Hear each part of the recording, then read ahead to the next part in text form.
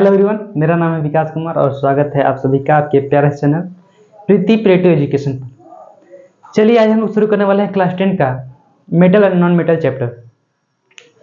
Metal और non metal chapter शुरू करने से पहले आप लोगों को पता होगा दुनिया में जो सब्सटेंस होते हैं वह दो प्रकार के होते हैं। जो सारे सब्सटेंस जो होते हैं वह दो प्रकार के होते हैं। एक होता है प्योर सब्सटेंस, दूसरा होता है इम्प्योर सब्सटेंस। दुनिया में जो सारे सब्सटेंस होते हैं वह दो प्रकार के होते हैं।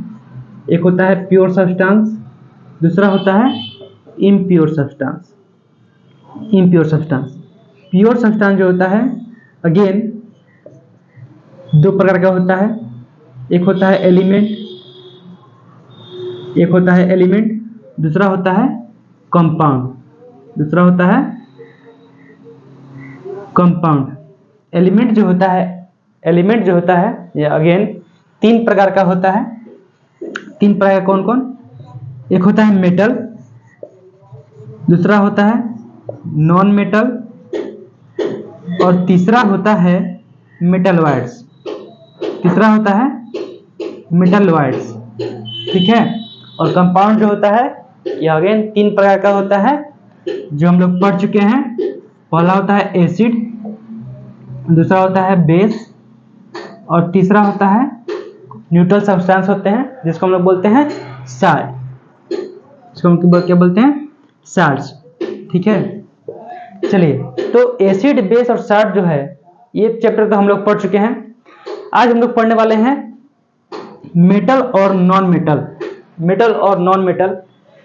चलिए, तो अब हम लोग शुरू करते हैं अपने ये chapter metal and non metal. तो ये चैप्टर शुरू करने से पहले मैं जब भी बोलूँ मेटल तो आपके दिमाग में कुछ आना चाहिए, क्योंकि जब तक आपके दिमाग में कुछ आएगा नहीं आप लोग अच्छे ढंग से पढ़ाई कर नहीं पाएंगे। जैसे मान लीजिए कि मैं अगर मेटल बोल रहा हूँ, धातु बोल रहा हूँ, तो आपके दिमाग में क्या क्या चीज़ें आती हैं या आना चाहिए। जैसे फॉर एग्जाम्पल, जैसे जब भी मेटल कहा जाए तो आपके दिमाग में आना चाहिए गोल्ड, आपके दिमाग में आना चाहिए सिल्वर। जरूरी नहीं है कि महंगी चीज़ें ही आएंगी, सस्ती चीज़ें भी, सस्ती मतलब धातुएं भी आपके दिमाग में आ सकती हैं। जैसे कि आयरन,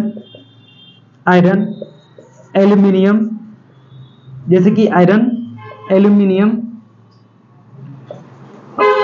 या कॉपर वगैरह आ सकता है। ये सभी क्या है? ये सभी धातुएं हैं। तो जब भी मेटल कहा जाए आपके दिमाग में ये सभी चीज़ें आ जानी चाहिए कि हाँ, इन सभी चीज़ों के बारे में बात किया जाना है। अब जैसे कि अगर नॉन मेटल कहा जाए, तो सबसे पहले तो नॉन मेटल के बारे में जानने से पहले आप लोग पता होगा कि सपोज डेट अगर मान लिया जाए, ओवरऑल एक रफ आइडिया ले लिया जाए कि टोटल एलिमेंट्स अगर 120 हैं तो उसमें से 80 से ज़्यादा जो है वह क्या है? मेटल्स ही हैं। 80 से ज़्यादा मेटल्स ही हैं, बहुत कम जो है नॉन मेटल है। और उस बहुत कम नॉन मेटल में भी जो अधिक हैं वह गैसें ही हैं। जैसे कि कार्बन हो गया, सल्फर, आयोडीन। तो नॉन मेटल जैसे ही कहा जाए आपके दिमाग में आना चाहिए कार्बन नहीं आ रहा है तो आप लोग ग्रेफाइट समझ सकते हैं या कोल समझ सकते हैं। ग्रेफाइट या फिर कोल समझ सकते हैं। मतलब ये सभी चीज़ें आपके दिमाग में आनी चाहिए। वैसे तो डायमंड भी कार्बन का ही एक रूप होता है, लेकिन वो बहुत बड़ा एक्सेप्शन है। ठीक है। इसके अलावा अगर नॉन मेटल का नाम सुनते ही आपके दिमाग में आना चाहिए सल्फर। ठीक है। सल्फर अगर आपको नहीं याद आ रहा है, नहीं समझ में आ रहा है, तो आप येलो चौक समझ सकते हैं। जैसे येलो चौक की तरह ही होता है सल्फर। येलो चौक में सल्फर नहीं होता है, लेकिन येलो चौक जो होता है उसी की तरह जो सल्फर होता है। ठीक है। इसके अलावा नॉन मेटल में आपका आ जाएगा आयोडीन। ठीक है। और मेटलॉइड के बारे में इसमें बहुत कम बातें करनी है। ठीक है। मुख्य जो हम लोग पढ़ना है चैप्टर में वह मेटल और नॉन मेटल के बारे में ही पढ़ना है। ठीक है। तो जब भी आप लोग को ये कंफर्म हो गया कि जब भी मेटल और नॉन मेटल कहा जाए तो आप लोग दिमाग में कुछ ना कुछ चीज़ें आनी चाहिए, क्योंकि जब तक आपके दिमाग में कुछ चीज़ें नहीं आएंगी हम लोग अच्छे ढंग से पढ़ाई नहीं कर पाएंगे। ठीक है। अब हम लोग इसके फिजिकल प्रॉपर्टीज के बारे में पढ़ते हैं। मेटल के फिजिकल प्रॉपर्टीज और नॉन मेटल के फिजिकल प्रॉपर्टीज के बारे में पहले पढ़ते हैं, उसके बाद से फिर आगे बढ़ते हैं।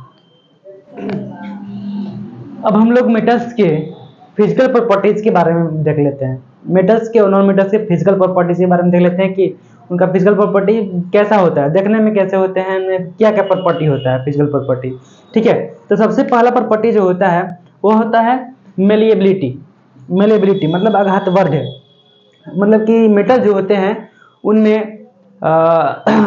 उनको जब पीटा जाता है तो टूटने के बजाय चपटे चादर के जैसे, सीट के जैसे बदल जाते हैं। ठीक है, टूटते नहीं है, सीट में कन्वर्ट हो जाते हैं।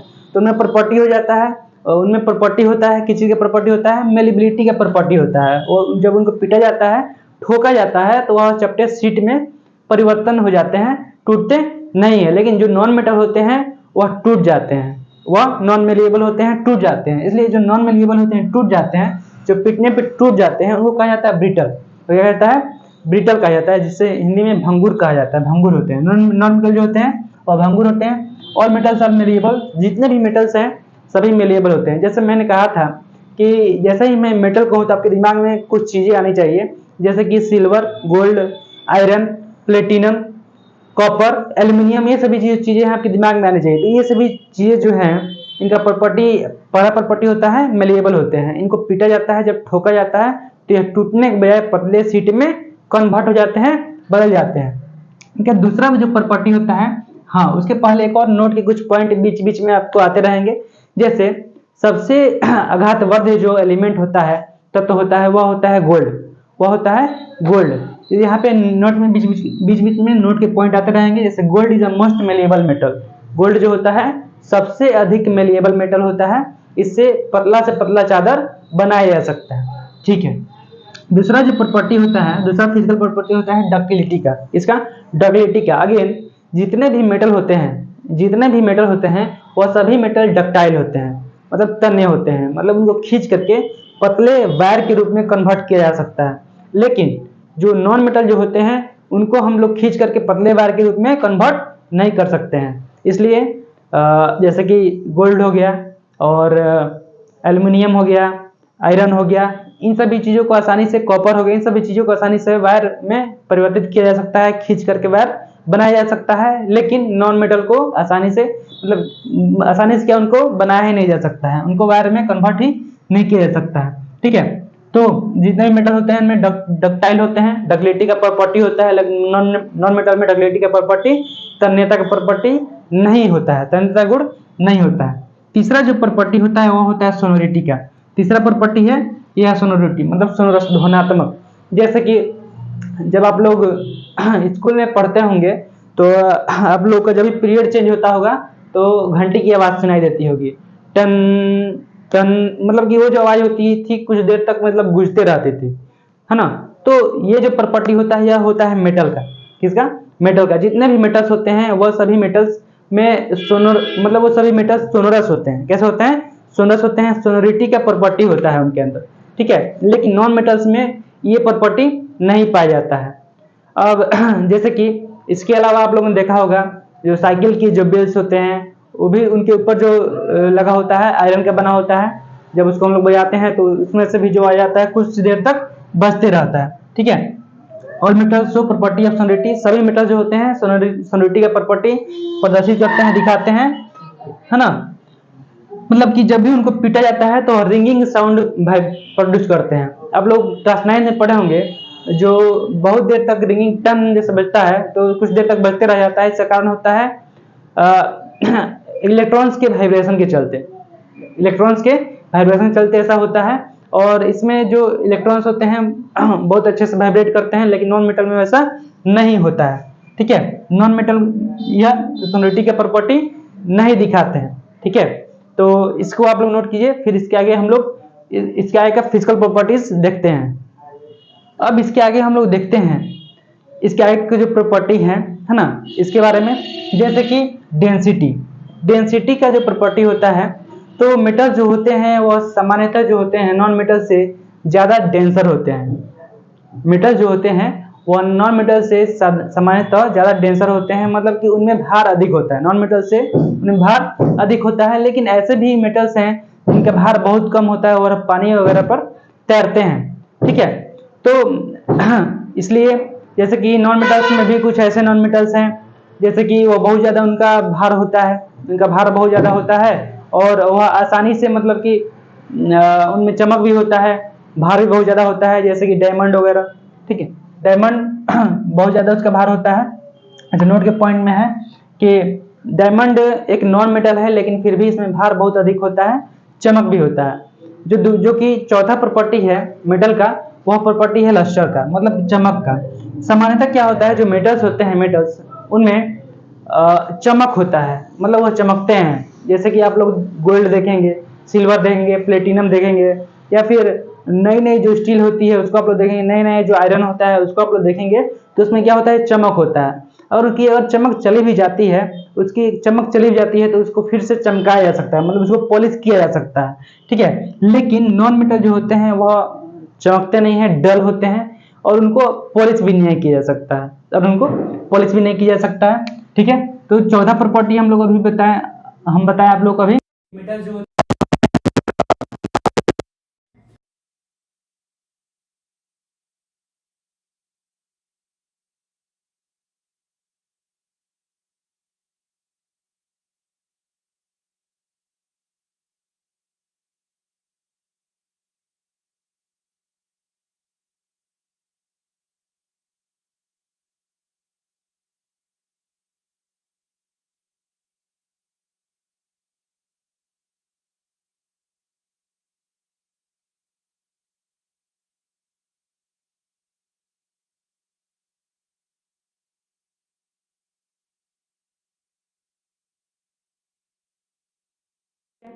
अब हम लोग देखते हैं फिजिकल प्रॉपर्टीज में मेटल और नॉन मेटल का अगला प्रॉपर्टी जो है वह है कंडक्शन ऑफ इलेक्ट्रिसिटी।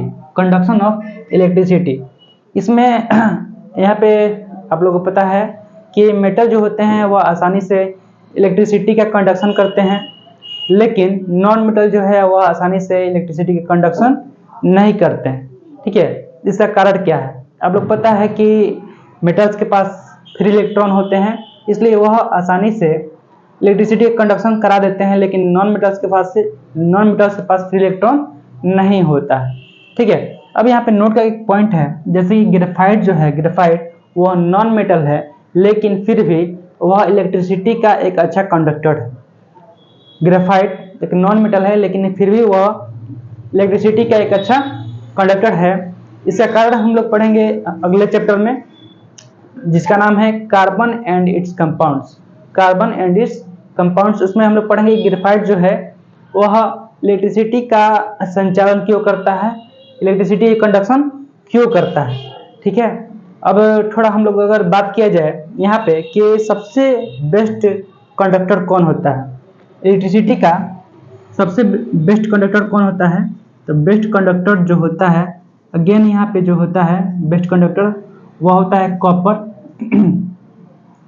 कॉपर और सिल्वर, कॉपर और सिल्वर। अब यहाँ पे आप लोग देख रहे हैं कि सिल्वर इलेक्ट्रिसिटी का बेस्ट कंडक्टर होता है, लेकिन फिर भी हम लोग घरों में सिल्वर के वायर का यूज नहीं करते हैं। फिर भी हम लोग घरों में सिल्वर के वायर का यूज नहीं करते हैं। क्यों नहीं करते हैं, क्योंकि आप लोग को पता है कि, नहीं भी पता है तो मैं ही बता देता हूँ कि सिल्वर का जो इसका मेल्टिंग पॉइंट होता है, सिल्वर का जो मेल्टिंग पॉइंट होता है वह बहुत ही कम होता है। इस पे जब ज़्यादा मतलब कि हेवी अप्लायंसेस इस पे चलाने से वो हम जल्दी मेल्ट कर जाते हैं, हीट होते हैं तो मेल्ट कर जाते हैं, इसलिए सिल्वर का वायर घरों में यूज नहीं किया जाता है। ठीक है, अगर ठीक ठाक कंडक्टर का बात किया जाए, मतलब बेड कंडक्टर का बात किया जाए, तो वो हो जाएंगे अगेन यहाँ पे हो जाएगा लेड और मरकरी, लेड और मरकरी। ठीक है, तो यहाँ पे बेस्ट कंडक्टर देखें जो हीट का अच्छे से चलन कर रहा था, वो कॉपर और सिल्वर। ठीक है, इसमें भी वही इलेक्ट्रिसिटी का भी वही अच्छा चलन करता है, कौन, कॉपर और सिल्वर। और जो हीट का अच्छे से संचालन नहीं कर रहा था, कंडक्शन नहीं कर रहा था, वो था आपका लेड और मरकरी और लेड। तो यहाँ पर भी वही है, बैड कंडक्टर है फिट में आपका मरकरी और लेड। ठीक है, इसके बाद हम लोग इसका अगला जो है प्रॉपर्टी वो देखते हैं hardness. And appearance, hardness and appearance, इसको आप लोग नोट करें। चलिए अगला हम लोग फिजिकल प्रॉपर्टी देखते हैं, hardness and appearance. Hardness and appearance, metal और नॉन मेटल देखने में कैसे होते हैं, हार्ड होते हैं या नहीं होते हैं, हार्ड होते हैं, कितने हार्ड होते हैं, ठीक है। तो देखिए मेटल जो होते हैं वह सामान्यतः सॉलिड होते हैं, हार्ड होते हैं। जैसे मैंने कहा था, मेटल जब भी मैं कहूँ तो आपके दिमाग में कुछ आना चाहिए, जैसे कि गोल्ड, सिल्वर, ठीक है, कोबाल्ट, ये सभी चीजें आपके दिमाग में आती है, ठीक है। एटलीस्ट ये सभी जो चीजें हैं ये हार्ड तो हैं, ठीक है। लेकिन केमिस्ट्री में बहुत सारे एक्सेप्शन हैं, जैसे कि बहुत ऐसे भी मेटल हैं जिसको अगर हम लोग अपने हथेली पे रखें, अपने जेब में रखें, तो वह लिक्विड हो जाते हैं, जैसे कि फ्रांसियम, सीसियम, सीजियम वगैरह, है ना। तो ये जो होते हैं मेटल जो होते हैं वह सामान्यतः हार्ड होते हैं और देखने में यह ग्रे सिल्वर अपीयरेंस इनका होता है, ग्रे सिल्वर लाइक दिखाई देते हैं, ठीक है। नॉन मेटल जो होता है वह सॉलिड भी होता है, लिक्विड भी होता है और गैस भी होते हैं। नॉन मेटल सॉलिड भी होते हैं, लिक्विड भी होते हैं और गैस भी होते हैं। और उसके अलावा भी कुछ उनकी अपीयरेंस होते हैं, है ना। और सामान्यतः ये जो होते हैं यह कलरलेस होते हैं, रंगहीन होते हैं। इसके अलावा कुछ नोट का पॉइंट अगर बात किया जाए तो मरकरी जो होता है यह एक ऐसा मेटल है जो रूम टेम्परेचर पर द्रव अवस्था में रहता है, लिक्विड के रूप में रहता है। मरकरी एक ऐसा मेटल है जो रूम टेम्परेचर का अगर बात की जाए तो वही आपका 30 से 35 डिग्री सेल्सियस, 40 डिग्री सेल्सियस, है ना। तो इस टेम्परेचर पे मरकरी जो मेटल है यह द्रव अवस्था में रहता है ना। इसके अलावा सोडियम, पोटेशियम, लिथियम, ये सभी जो मेटल है यह बहुत ही सॉफ्ट होते हैं। ये सभी क्या होते हैं, सॉफ्ट होते हैं। कौन कौन से मेटल, सोडियम, पोटेशियम, लिथियम, यह इतने सॉफ्ट होते हैं कि इनको आसानी से चाकू से काटा जा सकता है। ये इतने सॉफ्ट होते हैं कि इनको आसानी से चाकू से काटा जा सकता है। और यहाँ का अभी तक का सबसे बड़ा एक्सेप्शन आप लोग याद रखिएगा, वो है डायमंड। क्या है, डायमंड। डायमंड एक नॉन मेटल है, लेकिन यह मतलब कि प्रकृति में मिलने वाला सबसे हार्डेस्ट सब्सटेंस है। डायमंड प्रकृति में मिलने वाला सबसे हार्डेस्ट सब्सटेंस है, इससे ज्यादा हार्ड कुछ नहीं है ना। डायमंड से हार्ड कुछ नहीं है, सबसे हार्डेस्ट सब्सटेंस है ना। तो इसको आप लोग याद रखिएगा, प्रकृति में मिलने वाला नॉन मेटल डायमंड है, और डायमंड जो है यह प्रकृति में सबसे हार्ड है। इसके बाद अगर अगले पॉइंट का बात किया जाए, अगर इसको हम मिटा देते हैं, चलिए मिटा के अगर इसका अगला फिजिकल प्रॉपर्टीज में अगला जो प्रॉपर्टी है उसके बारे में बात किया जाए, जैसे कि अगर मेल्टिंग और बॉइलिंग पॉइंट का बात किया जाए, नौवा जो प्रॉपर्टी है वह मेल्टिंग एंड बॉइलिंग पॉइंट का अगर बात किया जाए तो इसमें मेटल्स का मेल्टिंग और बॉइलिंग पॉइंट जो होता है वह हाई होता है।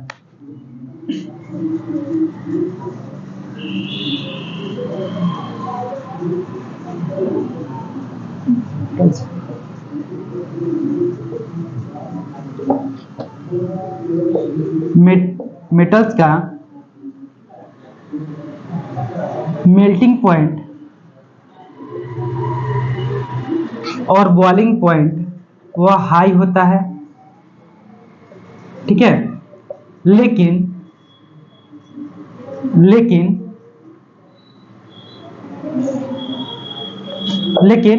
नॉन मेटल का मेल्टिंग पॉइंट और बॉइलिंग पॉइंट जो होता है वह लो होता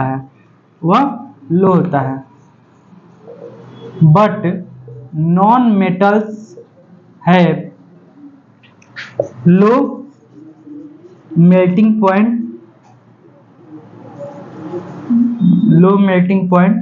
एंड बॉइलिंग पॉइंट।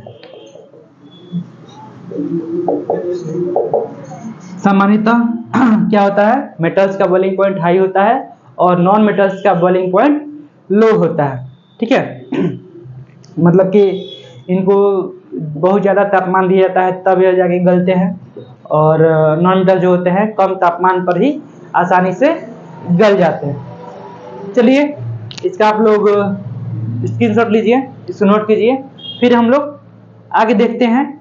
ये जो टॉपिक था अभी हम लोग पढ़ रहे थे physical properties of metal and non metal.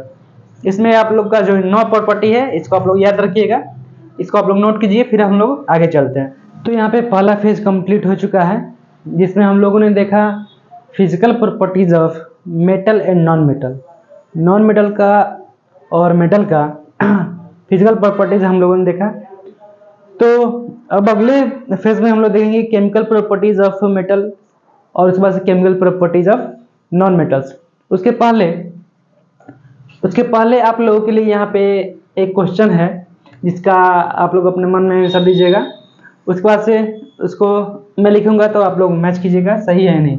ऐसे give an example of metal which, एक ऐसे एग्जांपल का एक ऐसे मेटल का एग्जांपल देना है, एक ऐसे मेटल का एग्जांपल देना है जो रूम टेम्परेचर पे लिक्विड के फॉर्म में रहता है और उसको चाकू से आसानी से काटा जा सकता है और वह बहुत ही अच्छा हीट का कंडक्टर होता है, और एक ऐसा मेटल जो बहुत ही खराब हीट का कंडक्टर होता है। इसका एग्जांपल देना है। चलिए आप लोग इसका आंसर अपने मन में सोचिए, आप लोगों के लिए 30 सेकंड का टाइम है, इसके बाद से इसका आंसर हम बताते हैं। तो यहाँ पे आप लोगों ने इसका आंसर सोच लिया होगा अपने मन में। चलिए पहला है लिक्विड एट रूम टेम्परेचर। एक ऐसा मेटल जो रूम टेम्परेचर पे लिक्विड के फॉर्म में रहता है वो हो जाएगा आपका मरकरी।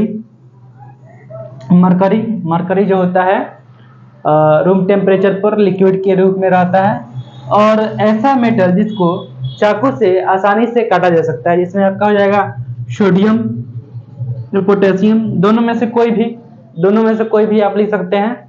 सोडियम या पोटेशियम, ये दोनों ऐसे मेटल हैं जो बहुत ही सॉफ्ट होते हैं और इसको आसानी से चाकू से काटा जा सकता है।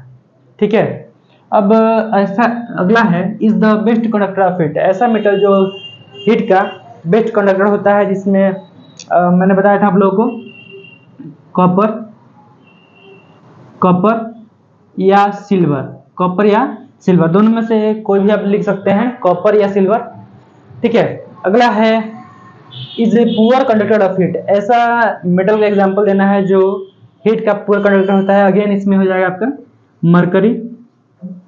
मरकरी जो होता है हीट का पुअर कंडक्टर होता है, या इसके अलावा लेड। ठीक है, यह होता है जो हीट का बैड कंडक्टर होता है।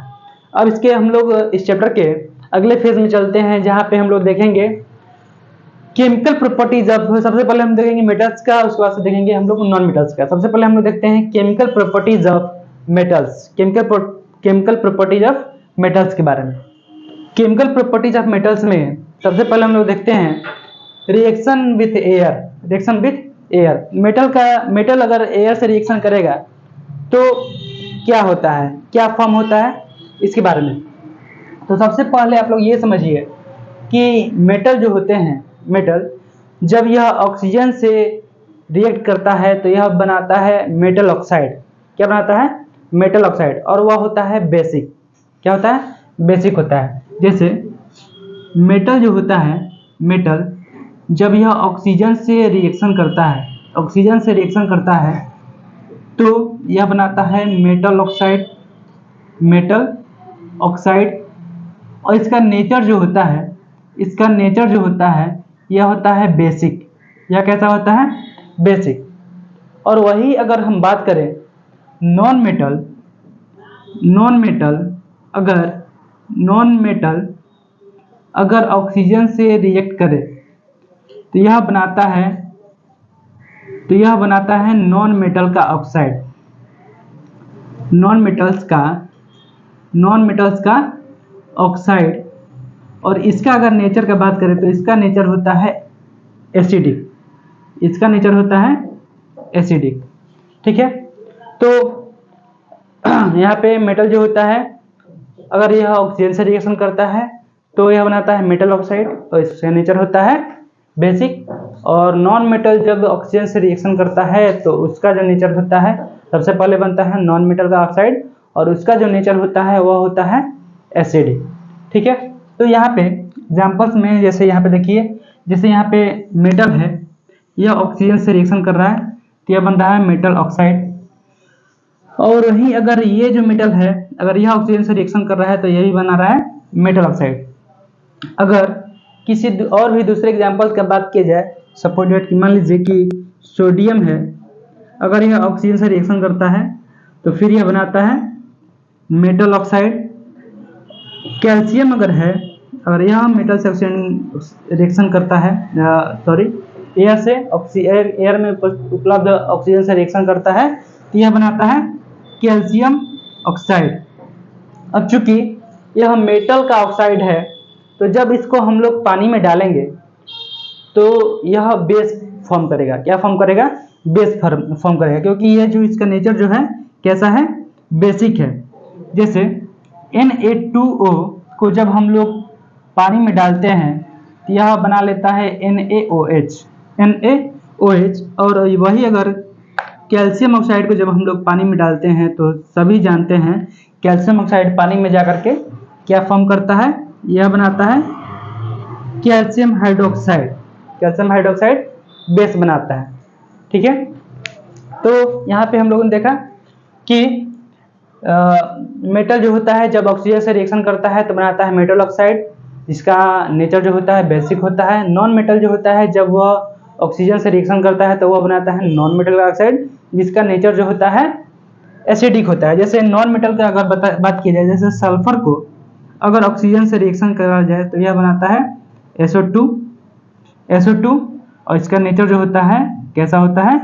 एसिडिक होता है। कैसा होता है? एसिडिक होता है। वही यहाँ पे लिखा हुआ है generally all metal oxide are basic, that means they react with water to form base. They react with water to form base. जितने भी मेटल के ऑक्साइड होते हैं वह बेसिक होते हैं और जब वह जल के साथ अभिक्रिया करते हैं तो वह बेस फॉर्म करते हैं। जब वह जल के साथ अभिक्रिया करते हैं तो क्या फॉर्म करते हैं? बेस फॉर्म करते हैं। तो ये है केमिकल प्रॉपर्टीज ऑफ मेटल। पहला, जिसमें मेटल जो है एयर से रिएक्शन कर रहा है। अब हम लोग थोड़ा दूसरा देखते हैं, दूसरा प्रॉपर्टी देखते हैं। केमिकल प्रॉपर्टी ऑफ मेटल में दूसरा देखते हैं। केमिकल प्रॉपर्टीज ऑफ मेटल्स का दूसरा प्रॉपर्टी पढ़ने से पहले अब थोड़ा हम लोग देखते हैं कि कुछ दुनिया में कुछ ऐसे भी मेटल्स ऑक्साइड होते हैं, दुनिया में कुछ ऐसे भी ऑक्साइड होते हैं जो एम्फोटेरिक होते हैं। क्या होते हैं? एम्फोटेरिक होते हैं। एम्फो जो वर्ड आया है यह आया है एम्फी से। किससे? एम्फी से। एम्फी का मतलब होता है डुअल मतलब कि एम्फी मतलब जैसे कि एम्फीबियंस जो मतलब पानी में भी रहते हैं और स्थल पे भी रहते हैं। तो ऐसे ऑक्साइड जो डुअल बिहेवियर शो करते हैं, ऐसे ऑक्साइड जो डुअल बिहेवियर शो करते हैं, मतलब एक ही समय पे एसिड भी फॉर्म करते हैं और बेस भी फॉर्म करते हैं। उनका बिहेवियर डिपेंड करता है कि उनके सामने कौन आ रहा है। उनका बिहेवियर डिपेंड करता है उनके सामने कौन आ रहा है। तो ऐसे ऑक्साइड को हम लोग बोलते हैं एम्फोटेरिक ऑक्साइड। ऐसा ऑक्साइड जो दोनों बिहेवियर शो करता है, एसिडिक और बेसिक दोनों बिहेवियर शो करता है, उसको हम लोग बोलते हैं एम्फोटेरिक ऑक्साइड। किस पर डिपेंड करता है? कि सामने कौन आ रहा है। जैसे एल्यूमिनियम ऑक्साइड है, इसके सामने अगर HCl आता है तो भी यह साल्ट और वाटर फॉर्म करता है, और अगर बेस जो जब आता है तो भी यह साल्ट और वाटर फॉर्म करता है। ठीक है, तो एम्फोटेरिक ऑक्साइड किसे कहते हैं? एम्फोटेरिक ऑक्साइड किसे कहते हैं? ऐसा ऑक्साइड जो एसिडिक और बेसिक, ऐसा ऑक्साइड जो एसिडिक और बेसिक दोनों बिहेवियर शो करे। ऐसा ऑक्साइड जो एसिडिक और बेसिक दोनों बिहेवियर शो करे, उसको हम लोग बोलते हैं क्या? Amphoteric oxide. एग्जांपल्स में ऐसे जिंक ऑक्साइड और एल्यूमिनियम ऑक्साइड ETC, उसको हम क्या बोलते हैं? Amphoteric oxide. इसको भी ध्यान में रखना है। ठीक है, एम्फोटेरिक ऑक्साइड। अब हम लोग देखते हैं कुछ मेटल्स होते हैं जैसे कि सोडियम और पोटेशियम जो होते हैं, इनको केरोसिन ऑयल में डुबा करके क्यों रखा जाता है? कुछ मेटल्स जैसे सोडियम और पोटेशियम जो होते हैं इनको केरोसिन ऑयल में डुबा करके क्यों रखा जाता है? देखिए, मेटल्स का रिएक्टिविटी जो होता है, जैसे अभी हम लोगों ने पढ़ा, कि मेटल जब ऑक्सीजन से रिएक्शन करते हैं तो बनता है मेटल ऑक्साइड।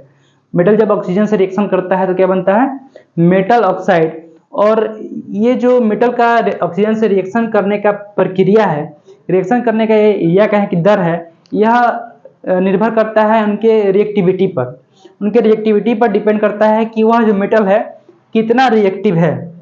जैसे कि सोडियम और पोटेशियम, ये दोनों जो मेटल हैं बहुत ही ज़्यादा रिएक्टिव होते हैं। कई लोग ऐसे समझते हैं कि सोडियम और पोटेशियम को बाहर हवा में रख देने से यह हवा से अभिक्रिया कर लेता है और आग पकड़ लेता है, लेकिन ऐसा नहीं है। जब तक यह पानी में नहीं डाला जाए, इसको पानी में नहीं डाला जाए, जब तक ये पानी में नहीं जाता है तब तक यह आग नहीं पकड़ता है। हाँ, अगर वहाँ पे मॉइस्चर वगैरह हो तो आग पकड़ सकता है। तो इसको हवा में खुले स्थान पर रखने से यह कोई आग वगैरह नहीं पकड़ता है। इसलिए क्या किया जाता है, सोडियम और पोटेशियम को, चूंकि यह बहुत ही ज़्यादा रिएक्टिव होता है, इसके बाद अगर रिएक्टिव की बात की जाए तो जैसे आयरन वगैरह हो गया, तो आयरन को हवा से अभिक्रिया करने में 4 दिन, 5 दिन या फिर 1 सप्ताह या फिर महीने भर लग सकता है। देखते हैं कि आयरन रस्ट हो जाता है, जिसको आयरन में आयरन का ऑक्साइड बन जाता है, जिसको आयरन रस्ट बोलते हैं। आयरन मतलब खराब होने लगता है, तो उसमें हो सकता है कि टाइम 1 हफ्ता लग जाए या फिर 1 महीना लग जाए।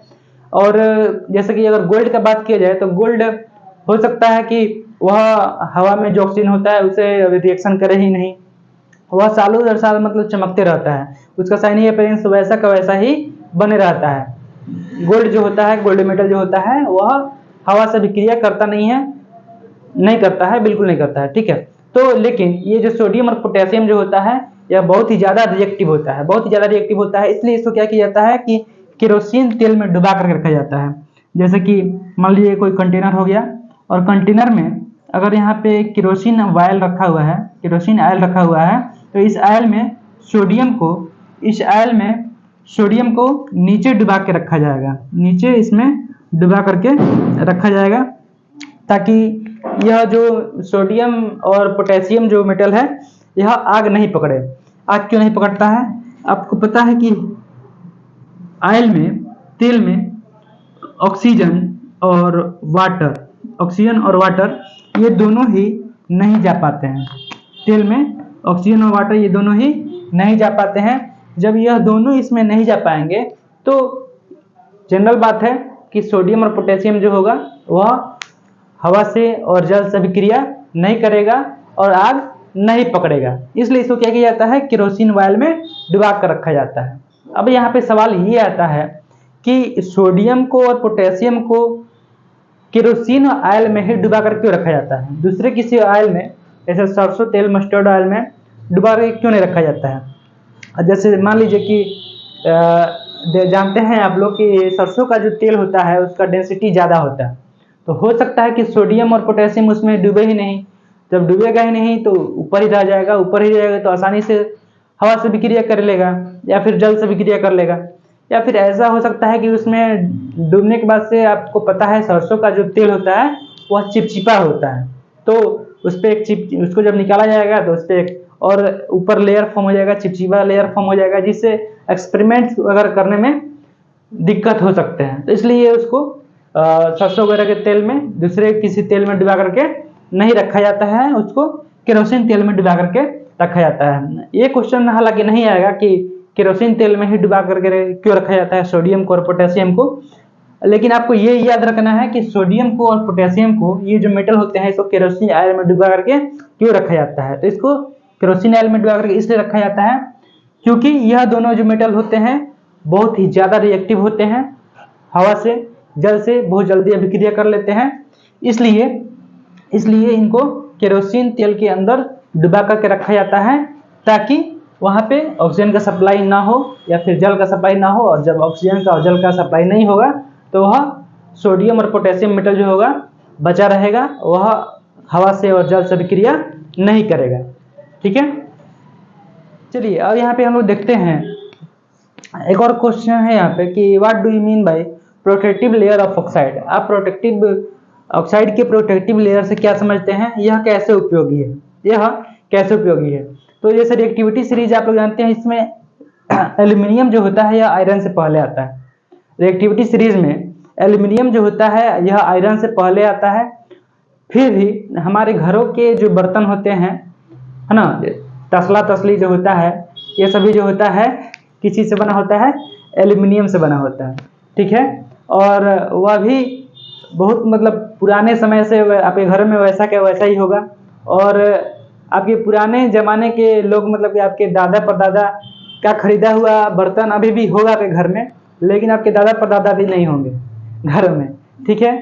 तो मेरे कहने का मतलब ये है, आपके दादा परदादा से कोई लेना देना नहीं है, लेकिन मेरे कहने का मतलब ये है कि एल्यूमिनियम आयरन से पहले आता है रिएक्टिविटी सीरीज में, लेकिन फिर भी वह खराब नहीं होता है, लेकिन आयरन जो होता है वह खराब हो जाता है।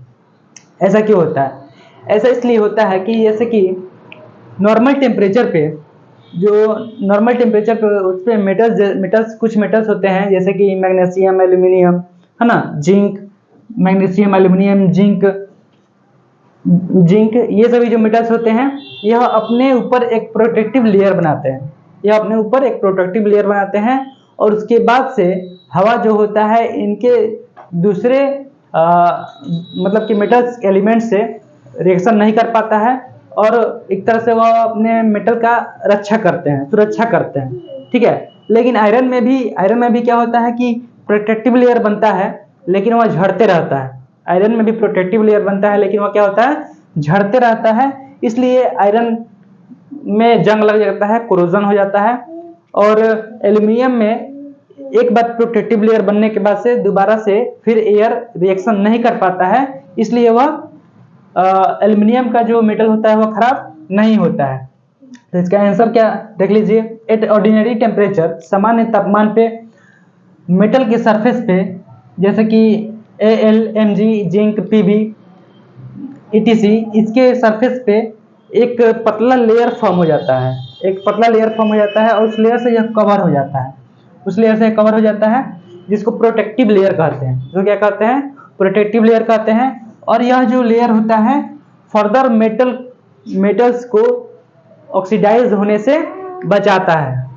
यह जो लेयर होता है फर्दर मेटल्स को ऑक्सीडाइज होने से क्या करता है? बचाता है, ठीक है।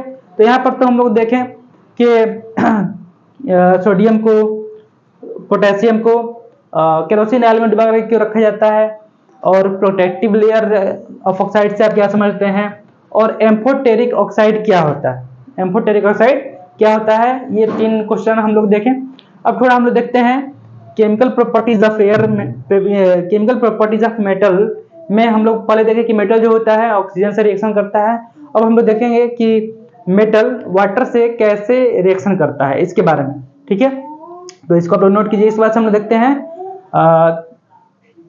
केमिकल प्रॉपर्टीज ऑफ मेटल का दूसरा प्रॉपर्टी जो है reaction with water. Chemical properties of metals में हम लोगों ने पहला रिएक्शन पढ़ा, रिएक्शन विथ एयर। अब हम लोग दूसरा रिएक्शन देखते हैं, रिएक्शन विथ वाटर।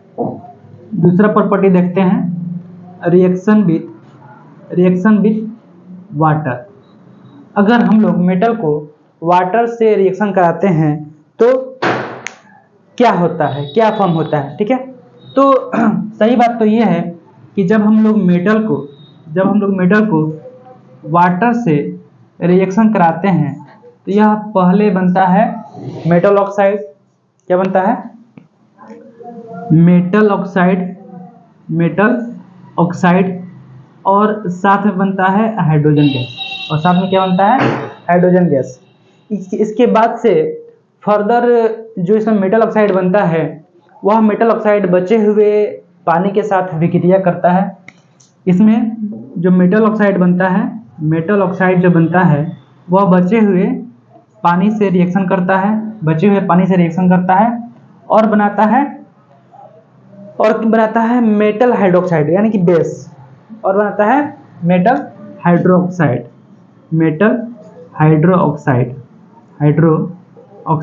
यानी कि बेस। क्योंकि आप लोगों को पता है कि मेटल का जो मेटल जो होता है जब यह वाटर से रिएक्शन करता है तो इसमें जो प्रोडक्ट बनता है वह कैसा होता है, बेसिक होता है। उसका नेचर कैसा होता है, मेटल ऑक्साइड का जो नेचर जो होता है वह कैसा होता है, बेसिक होता है। और नॉन मेटल का ऑक्साइड का जो नेचर होता है वह कैसा होता है, एसिडिक होता है। ठीक है। अब जैसे अगर इसके एग्जाम्पल की बात किया जाए, जैसे कि अगर सोडियम को जब हम लोग वाटर से रिएक्शन कराते हैं तो यह तो पहले बनता है सोडियम ऑक्साइड और साथ में बनता है हाइड्रोजन गैस, और साथ में बनता है क्या, हाइड्रोजन गैस। ठीक है। अब यहाँ पे जो मेटल ऑक्साइड है यानी Na2O जो है, यह बचे हुए वाटर से अभिक्रिया करता है और बना लेता है NaOH बेस बनाता है, मेटल हाइड्रो ऑक्साइड बनाता है। इसके अलावा अगर एक और एग्जाम्पल की बात किया जाए, अगर कैल्शियम जब वाटर से अभिक्रिया करता है तो यह बनाता है कैल्शियम ऑक्साइड और साथ में बनाता है हाइड्रोजन गैस, और यह जो कैल्शियम ऑक्साइड है यह बचे हुए वाटर से अभिक्रिया करता है और यह बनाता है कैल्शियम हाइड्रोक्साइड यानी मेटल हाइड्रो ऑक्साइड, जो कि क्या होता है, अगेन बेस होता है। ठीक है। तो देखिए यहाँ पे अभी मैंने बताया कि मेटल जब वाटर से रिएक्शन करते हैं तो बनता है सबसे पहले मेटल ऑक्साइड, साथ में बनता है हाइड्रोजन गैस, और जो मेटल ऑक्साइड जो होता है वह बचे हुए वाटर से अभिक्रिया करके बनाता है मेटल हाइड्रो ऑक्साइड। अब देखिए जितने भी मेटल होते हैं वह सारे के सारे मेटल जल के साथ अभिक्रिया नहीं करते हैं, वाटर के साथ रिएक्शन नहीं करते हैं। जैसे कि अभी नोट का पॉइंट अभी हम लोग यहाँ पे लिखेंगे, जैसे कि नोट में लिखेंगे कैसे एल्यूमिनियम और आयरन जो होता है यह जल के साथ अभिक्रिया नहीं करता है, यह केवल स्टीम के साथ अभिक्रिया करता है, केवल स्टीम के साथ अभिक्रिया करता है। साधारण जल का अगर बात किया जाए, H2O का लिक्विड फॉर्म में अगर रहे तो उसके साथ अभिक्रिया नहीं करता है। जैसे कि यहाँ पे सोडियम जो है यह लिक्विड से अभिक्रिया किया, यह भी लिक्विड से अभिक्रिया किया, कैल्शियम भी यहाँ पे लिक्विड से अभिक्रिया किया, अभी यह लिक्विड से अभिक्रिया किया। ठीक है। लेकिन एल्यूमिनियम और आयरन इस तरह का अभिक्रिया नहीं करता है, यह केवल स्टीम के साथ रिएक्शन करता है। जैसे कि आयरन को अगर रिएक्शन कराया जाए H2, यहाँ पे स्टीम हम लोग कैसे लिखेंगे, H2O के नीचे G लिखेंगे गैसियस फॉर्म में। ठीक है। यह इसके साथ अभिक्रिया करता है, अगेन यह बनाता है Fe3O4। ठीक है। क्या बनाता है, Fe3O4, और साथ में बनता है हाइड्रोजन गैस, और साथ में क्या बनता है, हाइड्रोजन गैस। ठीक है। अब देखिए इसके अलावा और भी कुछ मेटल्स हैं जो ना तो स्टीम के साथ अभिक्रिया करते हैं, रिएक्शन करते हैं, और ना ही लिक्विड फॉर्म में वाटर के साथ अभिक्रिया करते हैं। कुछ ऐसे भी मेटल्स हैं जैसे कि आपका सिल्वर हो गया, गोल्ड हो गया, प्लेटिनम हो गया। तो ये सभी जो मेटल हैं, गोल्ड, सिल्वर और प्लेटिनम, यह ना तो स्टीम के साथ रिएक्शन करते हैं और ना ही लिक्विड फॉर्म में जल के साथ अभिक्रिया करते हैं। ठीक है। तो अगर हम लोग सिल्वर को या फिर गोल्ड को या फिर प्लेटिनम को अगर जल के साथ अभिक्रिया कराएंगे तो यहाँ पे कोई भी अभिक्रिया नहीं होगा, कोई भी अभिक्रिया नहीं होगा। ठीक है। तो यहाँ पे आप लोग समझ गए होंगे कि दूसरा अभी हम लोग प्रॉपर्टी देखें, रिएक्शन विथ वाटर। इसमें सबसे पहले मेटल जो होता है वाटर के साथ अभिक्रिया करके मेटल ऑक्साइड बनाता है और साथ में H2O गैस बनाता है, और बचा हुआ जल से मेटल ऑक्साइड जो होता है वह अभिक्रिया करता है और बनाता है मेटल हाइड्रोक्साइड। ठीक है। यहाँ पे जैसे सोडियम, जब यह जल के साथ अभिक्रिया करता है तो बनाता है सोडियम ऑक्साइड और साथ में हाइड्रोजन गैस, और फिर इसमें इसका जो सोडियम ऑक्साइड जो होता है यह बचे हुए जल से अभिक्रिया करता है और साथ में बहुत ज़्यादा मात्रा में इससे हीट निकलता है, क्योंकि यह जो प्रोसेस होता है एक्सोथर्मिक प्रोसेस होता है। अभी मैंने बताया आप लोगों को कि जैसे सोडियम और पोटेशियम जो होता है यह बहुत ही हाईली रिएक्टिव मेटल होता है, इसलिए जब भी यह जल के साथ अभिक्रिया करता है तो इसमें आग लग जाता है। क्या होता है? आग लग जाता है, बहुत ज़्यादा मात्रा में हीट निकलता है। ये जो कैल्शियम वाला है इसमें भी क्या होता है? हीट निकलता है, लेकिन सोडियम की जैसे पोटेशियम जैसे इसमें हीट नहीं निकलता है, उससे कम हीट निकलता है। ठीक है, अब हम लोग तीसरा देखते हैं, तीसरा रिएक्शन देखते हैं। थोड़ा इसको आप लोग नोट कर ले पहले। Reaction of metal with water हम लोग देख चुके हैं, पहला property. Reaction of metal with air हम लोग देख चुके हैं, दूसरा प्रॉपर्टी। ठीक है, अब हम लोग देखते हैं तीसरा property, reaction of metal with acid. Reaction of metal with acid, इस रिएक्शन के बारे में आप लोग पिछले चैप्टर्स में भी पढ़ चुके हैं। ठीक है, इसमें इसलिए इस पे ज़्यादा मेहनत नहीं करते हैं, शॉर्ट में आप लोग बता देते हैं। मेटल जब एसिड से रिएक्शन करते हैं तो क्या बनता है? साल्ट बनता है और साथ में हाइड्रोजन गैस बनता है। मेटल जब भी एसिड से रिएक्शन करते हैं, मेटल जब भी एसिड से रिएक्शन करते हैं या मेटल को जब भी एसिड से रिएक्शन कराया जाता है तो क्या बनता है? साल्ट बनता है और साथ में क्या बनता है? हाइड्रोजन गैस बनता है, साथ में हाइड्रोजन गैस बनता है। जैसे कि जिंक को अगर हम लोग H2SO4 से रिएक्शन कराएंगे, जैसे कि अगर हम लोग जिंक को H2SO4 से रिएक्शन कराएंगे, यह बन जाता है ZnSO4 और साथ में बनता है हाइड्रोजन गैस, और यहाँ पे साथ में क्या बन जाता है? Hydrogen gas. ठीक है, इसके बारे में पिछली कक्षा में, मतलब पिछली कक्षा में बोल रहे हैं, पिछले चैप्टर में भी आप लोग इसके बारे में डिटेल में पढ़ लिए हैं, इसलिए यहाँ पे शॉर्ट में बता रहे हैं। अगला प्रॉपर्टी है केमिकल प्रॉपर्टी ऑफ मेटल में, अगला प्रॉपर्टी है reaction of metal with metal salt, जिसको डिस्प्लेसमेंट रिएक्शन भी कहा जाता है। Reaction of metals with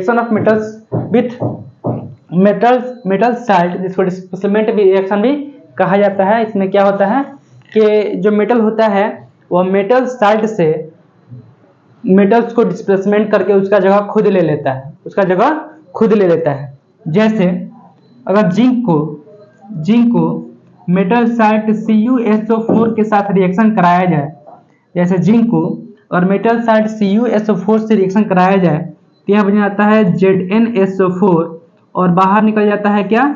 Cu, और बाहर निकल जाता है क्या? Cu। ठीक है, इसी तरह अगर हम लोग पोटेशियम को रिएक्शन कराते हैं AlCl3 से, इसी तरह अगर हम लोग पोटेशियम को रिएक्शन कराते हैं AlCl3 से, तो यहाँ पे पोटेशियम एल्युमिनियम को डिस्प्लेसमेंट कर देता है और बनता है KCl3 और बाहर निकल जाता है क्या? एल्युमिनियम। ठीक है, अगर इसी रिएक्शन को अगर हम लोग कुछ इस तरह से कराएं, जैसे कि एल्युमिनियम को अगर KCl3 से रिएक्शन कराया जाए तो यहाँ पे क्या होगा? कोई रिएक्शन नहीं होगा। क्यों नहीं होगा कोई रिएक्शन? क्योंकि यहाँ पे एल्युमिनियम जो होता है पोटेशियम से कम रिएक्टिव होता है। यहाँ पे एल्युमिनियम जो होता है पोटेशियम से कम रिएक्टिव होता है, इसलिए एल्युमिनियम पोटेशियम को डिस्प्लेसमेंट नहीं कर पाता है और कोई रिएक्शन नहीं होता है। तो जब भी हम लोग मेटल को मेटल साल्ट के साथ रिएक्शन कराते हैं, जिसको डिस्प्लेसमेंट रिएक्शन भी कहा जाता है, तो यहाँ पे मेटल साल्ट से मेटल को डिस्प्लेसमेंट कर देता है और उसका जगह खुद ले लेता है। ठीक है, इसका एग्जांपल भी आप लोग देख लिए। चलिए अब हम लोग देखते हैं केमिकल प्रॉपर्टीज ऑफ मेटल्स में पांचवा प्रॉपर्टी। अब हम लोग देखते हैं reaction of metal with non metal, जो कि सबसे बड़ा प्रॉपर्टी है केमिकल प्रॉपर्टी ऑफ मेटल। ठीक है, तो इसको समझने से पहले हम लोग को समझना पड़ेगा कि एक्चुअल में मेटल कहते किसे हैं और एक्चुअल में नॉन मेटल कहते किसे हैं। इसके बाद हम लोग को लेविस डॉट स्ट्रक्चर समझना पड़ेगा। तो सबसे पहले हम लोग देखते हैं, जैसे अभी तक में जो आप लोगों ने पढ़ा है, तो अगर आप लोगों से अभी पूछा जाएगा कि मेटल किसे कहते हैं, तो आप लोग क्या कहेंगे, मेटल जो होते हैं मेलिएबल होते हैं, डक्टाइल होते हैं, कंडक्टर हीट का कंडक्शन करते हैं, इलेक्ट्रिसिटी का कंडक्शन करते हैं, सोनोरस होते हैं इत्यादि। और नॉन मेटल जो होते हैं ना सोनोरस होते हैं, ना मेलिएबल होते हैं, ना डक्टाइल होते हैं, ना इलेक्ट्रिसिटी का कंडक्शन करते हैं, ना हीट का कंडक्शन करते हैं। ठीक है, लेकिन यहाँ से आपका मेटल का डिफिनेशन बिल्कुल चेंज हो जाएगा। मेटल किसे कहते हैं? तो ये मेटल वह होते हैं जो इलेक्ट्रॉन डोनेट करते हैं, अपने वैलेंसी को पूरा करने के लिए इलेक्ट्रॉन डोनेट करते हैं और हमेशा पॉजिटिव वैलेंसी में रहते हैं। ठीक है, एक तरह से अपने आप को स्टेबल करने के लिए क्या करते हैं, इलेक्ट्रॉन डोनेट करते हैं और उनका वैलेंसी जो होता है पॉजिटिव होता है। तो अगर मेटल देखा जाए, मेटल किसे कहते हैं? मेटल जो होते हैं, मेटल डोनेट करते हैं, क्या डोनेट करते हैं? इलेक्ट्रॉन डोनेट करते हैं, इलेक्ट्रॉन डोनेट करते हैं। और चूंकि यह इलेक्ट्रॉन डोनेट करते हैं इसलिए इनका वैलेंसी जो होता है पॉजिटिव होता है।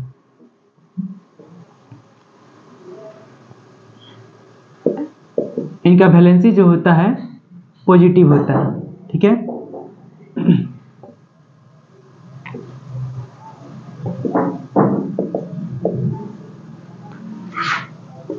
एंड है पॉजिटिव वैलेंसी। अगर एग्जाम्पल की बात की जाए, जैसे सोडियम जो होता है, सोडियम तो सोडियम का एटॉमिक नंबर आप लोगों को पता है 11 होता है। तो इसका इलेक्ट्रॉनिक कॉन्फ़िगरेशन अगर लिखा जाए तो कुछ इस प्रकार होगा 281। तो इसमें क्या करता है सोडियम एक इलेक्ट्रॉन, इसका आउटर मोस्ट में जो एक इलेक्ट्रॉन होता है यह इसको डोनेट कर देता है, और यह स्टेबल हो जाता है, यह खुश हो जाता है, स्टेबल हो जाता है।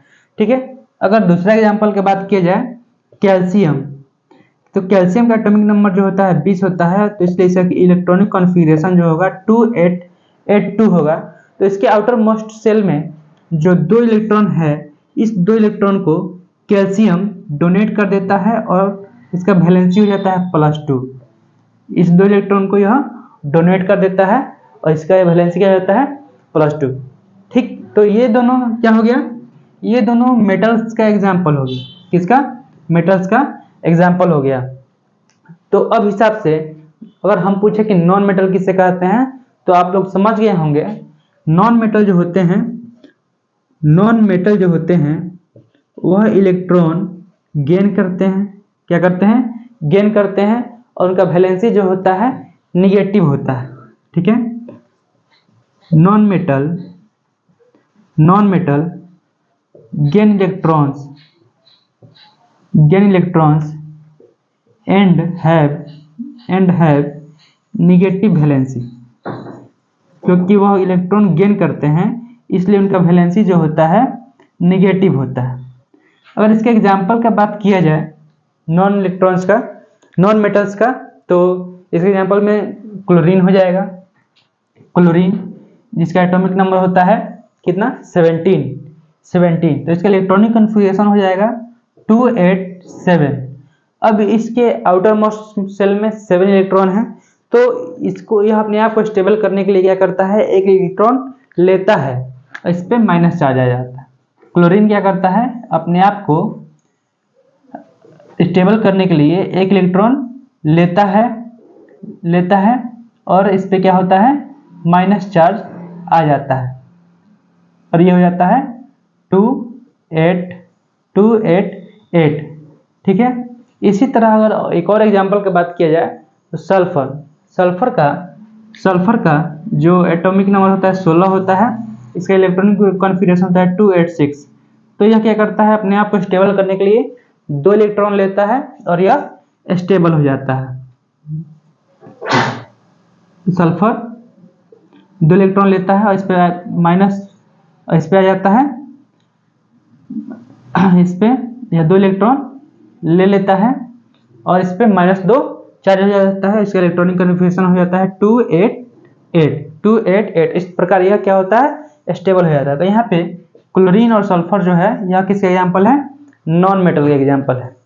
ठीक है, तो यहाँ पे अब क्या होगा कि यहाँ पर आप लोगों के लिए अब से मेटल का और नॉन मेटल का डिफिनेशन बिल्कुल ही चेंज हो गया होगा, बिल्कुल ही चेंज हो जाएगा। और अब मेटल अगर पूछा जाए तो उसके मेटल क्या होते हैं, तो आप लोग को बोलना है मेटल वे होते हैं जो इलेक्ट्रॉन डोनेट करते हैं। मेटल वे होते हैं जो इलेक्ट्रॉन डोनेट करते हैं, उनका वैलेंसी जो होता है पॉजिटिव होता है। नॉन मेटल जो होते हैं वो इलेक्ट्रॉन को गेन करते हैं, उनका वैलेंसी जो होता है निगेटिव होता है। ठीक है, चलिए इसको थोड़ा आप लोग नोट कीजिए। इस बार हम लोग देखते हैं लेविस डॉट स्ट्रक्चर के बारे में। तो यहाँ पे मेटल और नॉन मेटल का डिफिनीशन आप लोग समझ, नया वाला डिफिनीशन आप समझ गए होंगे। अब हम लोग देखते हैं लेविस डॉट स्ट्रक्चर के बारे में, थोड़ा सा लेविस डॉट स्ट्रक्चर के बारे में। ठीक है, तो मेटल और नॉन मेटल का ये जो डिफिनीशन है इसको अब आप लोग याद रखिएगा कि जब भी अगर कोई पूछे मेटल क्या होते हैं तो क्या बोलना है। मेटल जो होता है वह इलेक्ट्रॉन डोनेट करते हैं और नॉन मेटल जो होते हैं वह इलेक्ट्रॉन एक्सेप्ट करते हैं। ठीक है, अब हम लोग देखते हैं लेविस डॉट स्ट्रक्चर। लेविस जो थे यह एक अंकल का नाम है ना, जो 11th में बहुत जगह आप लोगों को सुनने को मिलेगा इनका नाम। ये एक साइंटिस्ट थे जिन्होंने इलेक्ट्रॉन मेटल्स के वैलेंस सेल्स में जितने इलेक्ट्रॉन थे उसको डॉट के माध्यम से या क्रॉस के माध्यम से दिखाया था। ठीक है, उसी को बोलते हैं Lewis dot structure. Lewis dot structure, Lewis dot structure. ठीक है, जैसे कि अभी मैंने बताया, जैसे सोडियम जो होता है, सोडियम का एटॉमिक नंबर होता है 11, इसका इलेक्ट्रॉनिक कॉन्फ़िगरेशन होता है 281। तो इसका वैलेंस सेल किसे बोलते हैं आप लोगों को नहीं पता है तो बता देते हैं। वैलेंस सेल जो होता है, इसका आउटर मोस्ट सेल जो होता है उसको बोलते हैं वैलेंस सेल। उसमें जो इलेक्ट्रॉन होता है उसको इन्होंने डॉट के माध्यम से या क्रॉस के माध्यम से दिखाया था, उसी को हम लोग बोलते हैं Lewis dot structure. Lewis dot structure, जैसे कि सोडियम, इसके आउटर मोस्ट सेल में कितने इलेक्ट्रॉन हैं? 1। तो इसको यहाँ पे इन्होंने डॉट के माध्यम से दिखाया था, डॉट के माध्यम से ऐसे दिखा दिया था, इसको बोला जाता है लेविस डॉट स्ट्रक्चर। इसके अलावा अगर दूसरा एग्जाम्पल की बात किया जाए तो जैसे फास्फोरस का एटॉमिक नंबर होता है 15, 285। तो इसका अगर लेविस डॉट स्ट्रक्चर बनाया जाए तो ये कुछ होगा, इसमें 5 इलेक्ट्रॉन है, तो इस 5 इलेक्ट्रॉन्स को इन्होंने डॉट के माध्यम से इस प्रकार दिखाया था। तो ये जो आपको दिखाई दे रहा है इसी को बोलते हैं Lewis dot structure, Lewis dot structure. इसके अलावा और भी कुछ एग्जांपल्स की बात की जाए, अगर सल्फर का एटॉमिक नंबर जो होता है, सल्फर का एटॉमिक नंबर जो होता है वह होता है 16, 286। तो इसके बाहरी सेल में जो इलेक्ट्रॉन्स हैं वह कितने हैं? 6। तो इसको इन्होंने कुछ इस प्रकार दिखा दिया था। तो अब आपको कंफर्म हो गया होगा कि एलिमेंट्स के आउटर मोस्ट सेल में जितने इलेक्ट्रॉन होते हैं उसी को बोलते हैं वैलेंस सेल, और उसको जो इलेक्ट्रॉन होते हैं इन्होंने क्या किया था, लेविस अंकल ने क्या किया था कि उसको डॉट के माध्यम से या क्रॉस के माध्यम से दिखाया था। 11th क्लास में बहुत जगह इनका नाम आप लोगों को सुनने को मिलेगा। तो उसी को बोलते हैं लेविस डॉट स्ट्रक्चर। तो आप लोगों ने सीख लिया मेटल और नॉन मेटल का असली डिफिनेशन क्या होता है और लेविस डॉट स्ट्रक्चर क्या होता है। अब हम लोग अपने 5वें प्रॉपर्टी की तरफ चलते हैं कि जब मेटल नॉन मेटल से रिएक्शन करते हैं तो क्या फॉर्म होता है। मेटल जब नॉन मेटल से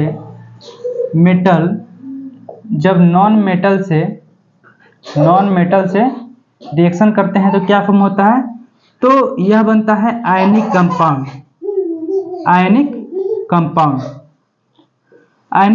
अगर आप लोग को नहीं पता है तो हम बता देते हैं। जैसे वैसा कंपाउंड जो इलेक्ट्रॉन्स के ट्रांसफर से बनता है, उसको हम लोग बोलते हैं क्या? Ionic compound. जैसे कि फॉर एग्जांपल अगर कोई मेटल है सोडियम, इसके आउटर मोस्ट सेल में कितने इलेक्ट्रॉन है? 1। और कोई नॉन मेटल है जैसे क्लोरीन, इसके आउटर मोस्ट सेल में कितना एटम होता है? 7। कितना एटम होता है? 7। तो ये हम इसका लेविस डॉट स्ट्रक्चर कैसे बना रहे हैं, क्योंकि हमको इसका एटॉमिक नंबर पता है और इसका वैलेंस सेल में कितने इलेक्ट्रॉन्स रहते हैं वो पता है, तो इसलिए इसका लेविस डॉट स्ट्रक्चर आसानी से बन जाता है। जैसे सोडियम का भी बताया है 11 होता है आउटर मोस्ट सेल में, एक इलेक्ट्रॉन, और क्लोरीन का होता है 17, क्लोरीन का कितना होता है 17, इसलिए इसके आउटर मोस्ट शेल में कितना हो गया 7। तब यहाँ पे ये वाला जो इलेक्ट्रॉन होता है ये ट्रांसफर हो जाता है, ठीक है, और यह बन जाता है Na+ और Cl-, यानी कि यह बन जाता है NaCl, और यह जो कंपाउंड है इसको बोलते हैं आयनिक कंपाउंड। इसको क्या बोलते हैं, आयनिक कंपाउंड, ठीक है। तो यहाँ पे आप लोग क्लियर हो गया होगा, यहाँ पे आप लोग क्लियर हो गया होगा कि आयनिक कंपाउंड किसे कहते हैं, और मेटल्स का डिफिनीशन क्या होता है, असली डिफिनीशन क्या होता है, नॉन मेटल का असली डिफिनीशन क्या होता है, और लेविस डॉट स्ट्रक्चर जो है उसको हम लोग कैसे दिखाते हैं, क्यों दिखाते हैं, ठीक है। और अब हम लोग आपको थोड़ा बता देते हैं कि अगर मेटल और नॉन मेटल जब आपस में रिएक्शन करेंगे तो बनेगा आयनिक कंपाउंड। तो यहाँ पे हम लोग देंगे आयनिक कंपाउंड का डिफिनेशन क्या होता है और प्रॉपर्टी ऑफ आयनिक कंपाउंड क्या होते हैं, इसके बारे में थोड़ा सा देखते हैं। इसको पहले आप लोग नोट करें। अब यहाँ पे हम लोग देख चुके हैं कि जब भी मेटल जो है नॉन मेटल से रिएक्शन करेगा तो क्या बनेगा, आयनिक कंपाउंड बनेगा। तो अब अगर आयनिक कंपाउंड का डिफिनीशन लिखा जाए तो आप लोग को पता हो गया होगा अभी तक कि मेटल किसे कहते हैं, नॉन मेटल किसे कहते हैं, उसका असली डिफिनीशन क्या होता है और लेविस डॉट स्ट्रक्चर क्या दर्शाता है वो भी आपको पता हो गया होगा। अब हम लोग देखते हैं कि आयनिक कंपाउंड क्या होता है। तो अभी मैंने बताया कि आयनिक कंपाउंड जो होता है इलेक्ट्रॉन के ट्रांसफर से बनता है, वैसा कंपाउंड जो इलेक्ट्रॉन्स के ट्रांसफर से बनता है उसे बोलते हैं आयनिक कंपाउंड, ठीक है। तो अभी आपको लगता होगा कि दुनिया में जितने भी इलेक्ट्रॉन्स हैं वो सभी तो इलेक्ट्रॉन्स के ट्रांसफर से ही बनते हैं, लेकिन ऐसा नहीं है। अभी आप लोग जब चैप्टर 4 में पढ़ेंगे कार्बन एंड इट्स कंपाउंड्स में, तो वहाँ पे देखेंगे कि कुछ कंपाउंड जो होते हैं वह इलेक्ट्रॉन्स के शेयरिंग से ही बनते हैं, जिसको कोवैलेंट कंपाउंड कहते हैं। क्या बोलते हैं, कोवैलेंट कंपाउंड कहते हैं। और यहाँ पे हम लोग अभी देख रहे हैं कि आयनिक कंपाउंड किसे कहते हैं। तो देखिए, compound form by the transfer of electrons, compound वैसे कंपाउंड जो इलेक्ट्रॉन्स के ट्रांसफर से बनते हैं उसे हम बोलते हैं आयनिक कंपाउंड। या फिर अगर दूसरे शब्दों में बोला जाए तो compound form due to attraction of cation and anion, वैसा कंपाउंड जो कैटायन और एनायन के अट्रैक्शन से फॉर्म होता है, बनता है, उसको हम बोलते हैं आयनिक कंपाउंड, ठीक है। अब इसका प्रॉपर्टी अगर बात किया जाए तो अगर कंपाउंड्स में, यहाँ पे अभी हम आयनिक कंपाउंड्स में आप लोगों ने अभी तक देखा होगा कि इसमें जो अधिकतर होते हैं वह साल्ट्स होते हैं। मैं ऐसा नहीं कर रहा हूँ कि जितने भी आयनिक कंपाउंड होते हैं वे सभी जितने भी साल्ट्स होते हैं सभी आयनिक कंपाउंड होते हैं, ऐसा नहीं है। लेकिन जितने भी आयनिक कंपाउंड होते हैं वह सभी साल्ट्स होते हैं, ठीक है। जितने भी आयनिक कंपाउंड होते हैं वो सभी साल्ट होते हैं, लेकिन सारे साल्ट्स आयनिक कंपाउंड नहीं होते हैं। तो इसका पहला प्रॉपर्टी है क्रिस्टलाइन सॉलिड, कि जितने भी आयनिक कंपाउंड होते हैं वह क्रिस्टलाइन सॉलिड होते हैं। कैसे सॉलिड होते हैं, क्रिस्टलाइन सॉलिड होते हैं। इसके बाद दूसरा प्रॉपर्टी इसका मेल्टिंग पॉइंट और बॉइलिंग पॉइंट जो होता है वह सामान्यतः हाई होता है। इसका मेल्टिंग पॉइंट और बॉइलिंग पॉइंट जो होता है वह सामान्यतः क्या होता है, हाई होता है, क्योंकि इसमें इलेक्ट्रोस्टैटिक फोर्स जो होता है बहुत ही स्ट्रांग होता है, क्योंकि इसमें इलेक्ट्रोस्टैटिक फोर्स जो होता है वो बहुत ही मजबूत होता है, इसलिए इसका मेल्टिंग पॉइंट और बॉइलिंग पॉइंट जो होता है हमेशा हाई होता है। इसके बाद अगर इसका अगला प्रॉपर्टी की बात की जाए तो यह वाटर में सोल्यूबल होते हैं, और सॉलिड स्टेट में बैड कंडक्टर ऑफ इलेक्ट्रिसिटी होते हैं, लेकिन मोल्टेन स्टेट में और पानी में जाने के बाद से यह आयंस देते हैं, इसलिए यह वहाँ पे इलेक्ट्रिसिटी को कुछ हद तक कंडक्ट करते हैं, ठीक है। अब यहाँ पे हम लोग थोड़ा देखते हैं कोरोजन क्या होता है। कोरोजन जो पिछले चैप्टर्स में भी हम लोग चैप्टर 1 में भी पढ़ चुके हैं, कोरोजन क्या होता है। थोड़ा यहाँ पे भी थोड़ा सा उसको देखना है, कोरोजन क्या होता है, एग्जाम्पल के साथ देखते हैं कोरोजन क्या होता है। इसको आप लोग नोट करें पहले। अब थोड़ा हम लोग देखते हैं कोरोजन। अब हम थोड़ा देखते हैं कोरोजन क्या होता है, जो हम लोगों ने चैप्टर 1 में ही पढ़ा हुआ है। कोरोजन क्या होता है, जब कोई आयरन एसिड के या फिर ऑक्सीजन के या फिर वाटर के अटैक से जब खराब होता है तो उसको हम बोलते हैं रस्टिंग ऑफ आयरन, और उसे कहा जाता है कोरोजन। उसे क्या कहा जाता है, कोरोजन कहा जाता है, ठीक है। तो और उसके अलावा condition of rusting of iron के लिए भी हम लोगों ने पढ़ा है कि वाटर प्रेजेंस ऑफ मॉइस्चर या वाटर का रहना आवश्यक है, या फिर O2 का रहना आवश्यक है, जरूरी है, तभी क्या होगा, कोरोजन होगा, अथवा कोरोजन नहीं होगा। तो यहाँ पे हम लोगों को क्या करना है, यहाँ पे बेसिकली हम लोगों को एक एक्टिविटी करनी है, और एक्टिविटी के माध्यम से देखना है कि O2 और मॉइस्चर आयरन रस्टिंग के लिए जरूरी है कैसे, और मतलब जरूरी है तो मतलब कि जरूरी है भी या नहीं जरूरी, इसलिए हम लोग यहाँ पे 3 टेस्ट ट्यूब लेंगे, 3 टेस्ट ट्यूब लेंगे और तीनों टेस्ट ट्यूब में हम लोग एक एक आयरन का कील डालेंगे। तीनों टेस्ट ट्यूब में हम लोग क्या करना है, एक एक आयरन का कील डालना है। ठीक है, चलिए यहाँ पे हम लोग आयरन का कील भी ले रहे हैं। तीनों में एक एक हम लोग आयरन का कील ले लिए और कील लेने के बाद से इसमें डाल दे रहे हैं हम लोग सिलिका जेल। इसमें क्या डाल देना है, सिलिका जेल। और ये वाला जो सेकेंड वाला जो है इसको हम लोग वाटर से भर देते हैं, वाटर से यहाँ पे भर देते हैं, वाटर पूरी तरह से। और थर्ड वाला में भी, थर्ड वाला जो है, थर्ड वाला में यहाँ पे अगेन इसको पानी से भरने के बाद इसके ऊपर थर्ड वाले टेस्ट ट्यूब में पानी से भरने के बाद इसके ऊपर एक ऑयल का लेयर फॉर्म कर देते हैं, एक ऑयल का लेयर फॉर्म कर देते हैं। अब यहाँ पे पता लगाना है कि या फिर देखना है किसमें रस्टिंग हो रहा है। जैसे ये क्या है, यह है सिलिका जेल, यह वाटर है और इसके बाद से ये वाटर है और यह ऑयल का लेयर है। तो इसमें जो रस्टिंग होगा, इसको मान लेते हैं 1, 2 और 3। तो इसमें जो रस्टिंग होगा सेकेंड वाले में आसानी से रस्टिंग हो जाएगा। क्यों रस्टिंग होगा, क्योंकि यहाँ पे मॉइस्चर भी है, मतलब वाटर भी है और ऊपर से खुला हुआ भी है। तो खुला हुआ है तो इसमें ऑक्सीजन भी आराम से जा सकता है। तो मतलब कहने का मतलब ये है, जब तक ऑक्सीजन और वाटर दोनों मिलेगा नहीं तब तक आयरन रस्टिंग नहीं होगा। तो इस एक्सपेरिमेंट से पता चलता है कि दो नंबर वाला जो यहाँ पे टेस्ट ट्यूब है इसमें आसानी से रस्टिंग हो जाएगा, जबकि इसमें 3 नंबर में और 1 नंबर में रस्टिंग नहीं होगा। क्योंकि यहाँ पे सिलिका जेल क्या करता है, यह मॉइस्चर को एब्जॉर्ब करता है, ये आसपास के सारे मॉइस्चर को एब्जॉर्ब कर लेगा। हालांकि ऊपर से खुला हुआ है, ऑक्सीजन जाएगा लेकिन मॉइस्चर इसमें नहीं रहेगा, तो इसमें भी रस्टिंग नहीं होगा। इसमें रस्टिंग हो जाएगा क्योंकि यहाँ पे मॉइस्चर भी है और ऊपर से हवा भी आ रहा है। इसमें ऊपर मॉइस्चर तो है लेकिन ऊपर से हवा नहीं आ पा रहा है, तो इसमें भी कोरोजन नहीं होगा। ठीक है, चलिए तो इसको आप लोग थोड़ा नोट कीजिए, इसके बाद थोड़ा हम लोग आगे चलते हैं। अब प्रिवेंशन ऑफ कोरोजन में ये जो है by painting, oiling and greasing, ये हम लोग पढ़ चुके हैं चैप्टर 1 में। बाय गैल्वेनाइजिंग ऑब्जेक्ट ये भी हम लोग पढ़ चुके हैं। बाय क्रोम प्लाटिंग ये भी हम लोग पढ़ चुके हैं। एनोडाइजिंग, जिंक का लेयर लगा दिया जाता है, ये भी हम लोग पढ़ चुके हैं। लेकिन यहाँ पे हम लोग एक नया चीज है मेकिंग एलॉयज, इसके बारे में पढ़ना है।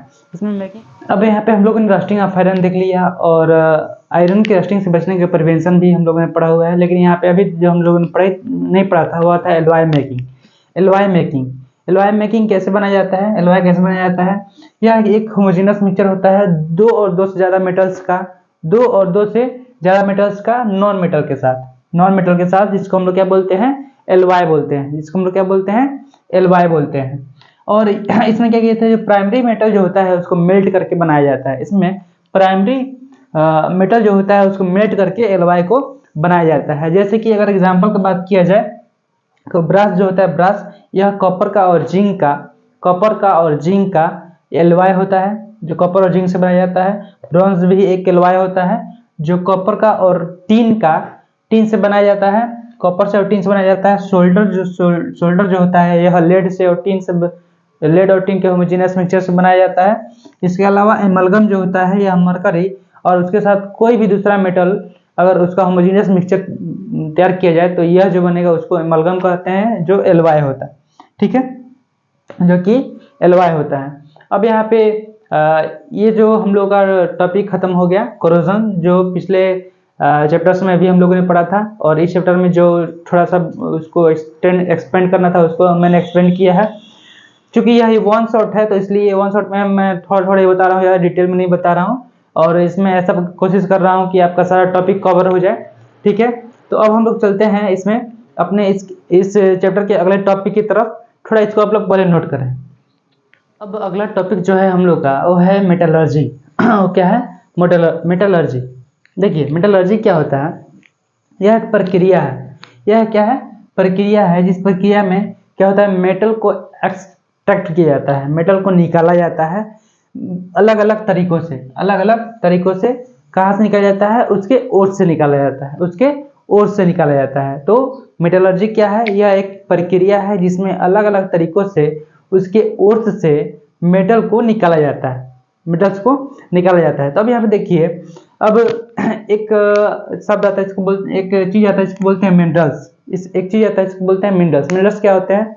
मिनरल्स होता है एक नेचुरल कंपाउंड होता है जिसमें जिसमें जिसमें मेटल्स होते हैं, जिसमें क्या होते हैं? मेटल्स होते हैं। मिनरल क्या होता है? यह नेचुरल कंपाउंड होता है, नेचुरल कंपाउंड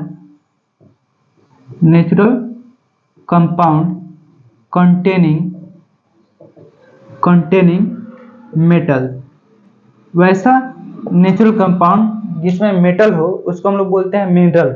वैसा नेचुरल कंपाउंड जिसमें मेटल शामिल हो उसको हम लोग क्या बोलते हैं? मिनरल बोलते हैं। दूसरा जो शब्द है वो है ओर।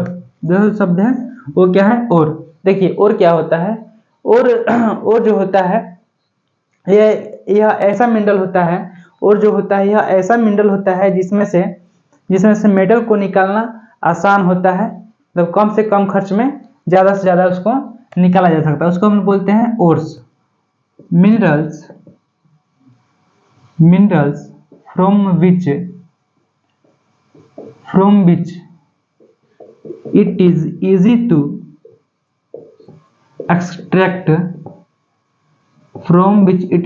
to extract metal with maximum profit। ठीक है। और क्या होते हैं? और जो होते हैं वैसे मिनरल होते हैं जिसमें से मेटल निकालना आसान होता है। सपोज डेट, जैसे कि मान लीजिए कि NaCl है और Na2CO3 है, ठीक है। दोनों में सोडियम है, दोनों में क्या है? सोडियम है। लेकिन अगर सोडियम से NaCl से सोडियम को निकालना आसान है तो यह क्या होगा? यह और होगा। यह क्या होगा? और होगा, ठीक है। और यह आपका हो जाएगा मिनरल, यह हो जाएगा मिनरल, ठीक है। यह आपको समझाने के लिए था। अब यहाँ पे समझिए, जैसे कि सोडियम का जो ओर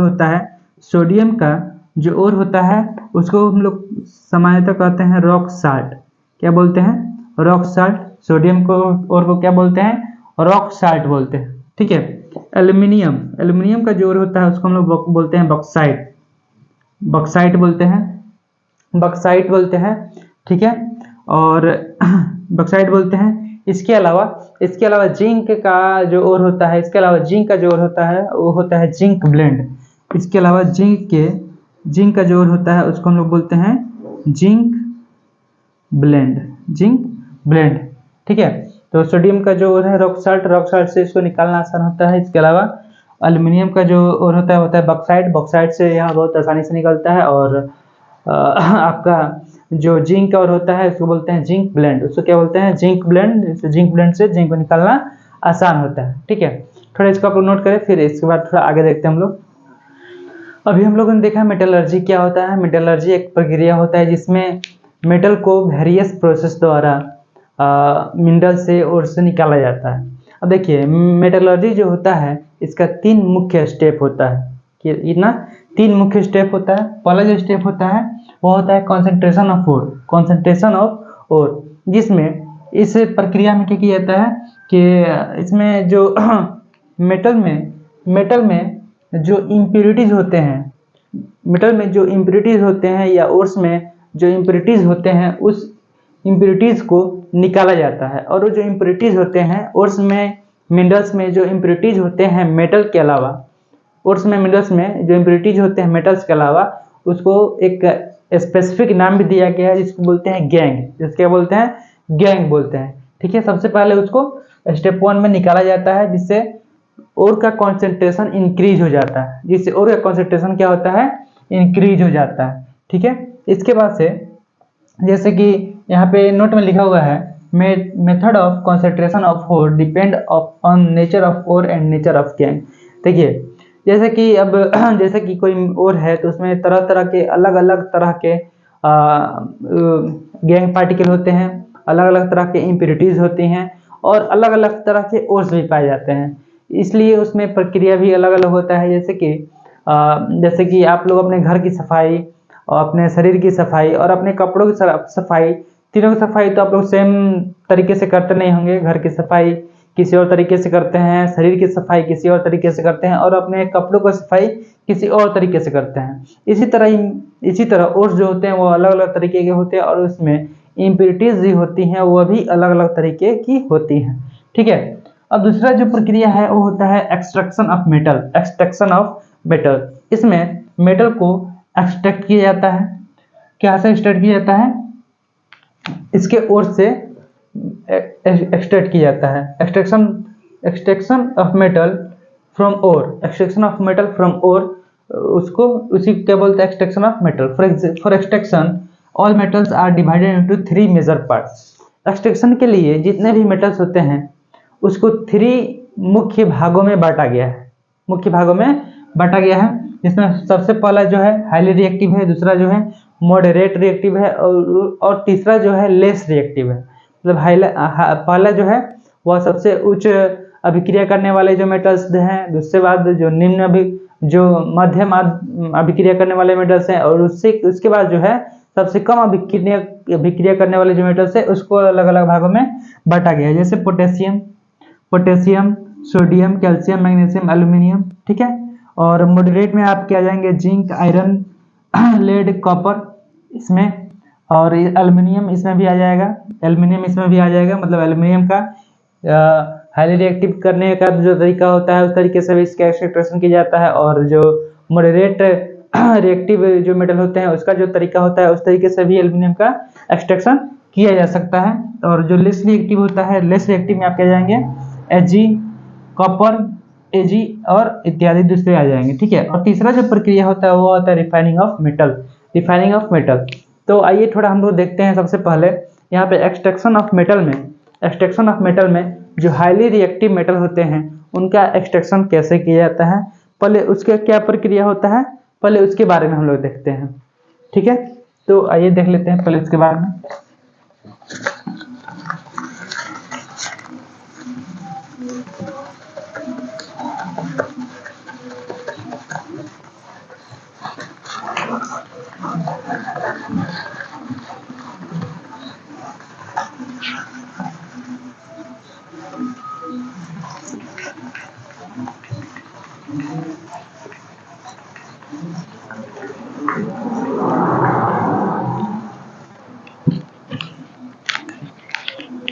देखिए, हाईली रिएक्टिव जो मेटल है,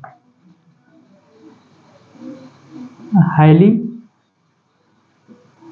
रिएक्टिव मेटल, इनको सबसे पहले क्या किया जाता है? स्टेप वन में इन मेटल्स को मेल्ट किया जाता है। इनके मेटल कोर को मेल्ट किया जाता है। मेल्ट द ओर को क्या किया जाता है? मेल्ट किया जाता है। ठीक है। स्टेप वन में हाईली रिएक्टिव मेटल के ओर को मेल्ट किया जाता है। क्या किया जाता है? मेल्ट किया जाता है। मेल्ट करने के बाद से स्टेप टू में इसमें इलेक्ट्रिसिटी पास कराया जाता है और मेटल को कलेक्ट कर लिया जाता है। Pass the electricity and collect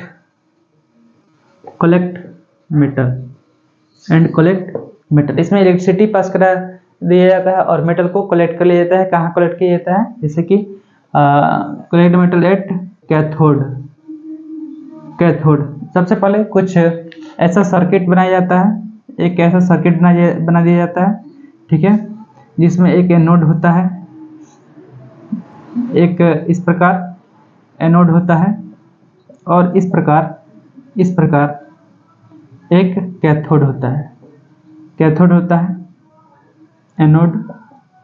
anode और कैथोड। इसके बाद से कुछ ऐसा सर्किट बनाया जाता है और मान लीजिए कि इसमें सोडियम है तो सोडियम NaCl का और है, ठीक है। तो इसमें सोडियम जो है कैथोड पे जाकर के सोडियम जो है कैथोड पे जाकर के जमा हो जाएगा और Cl माइनस जो है यह एनोड पे आकर के जमा हो जाएगा, ठीक है। इस प्रकार हम लोग कैथोड पे क्या करते हैं, इस प्रकार हम लोग कैथोड पे क्या करते हैं, सोडियम को मेटल को यानी कलेक्ट कर लेते हैं। तो ये था हम लोग का हाईली रिएक्टिव मेटल को कैसे प्राप्त किया जाता है उसका विधि। अब हम थोड़ा देखते हैं मॉडरेट रिएक्टिव मेटल को कैसे प्राप्त किया जाता है उसके बारे में, इसको नोट करें आप लोग। अब हम लोग देखते हैं मॉडरेट रिएक्टिव मेटल्स के जो और होते हैं उनसे हम लोग कैसे मेटल्स प्राप्त करते हैं, ठीक है। तो यहाँ पे हम लोग देखा अभी हाईली रिएक्टिव ओर्स के लिए। अब हम लोग देखते हैं मॉडरेट रिएक्टिव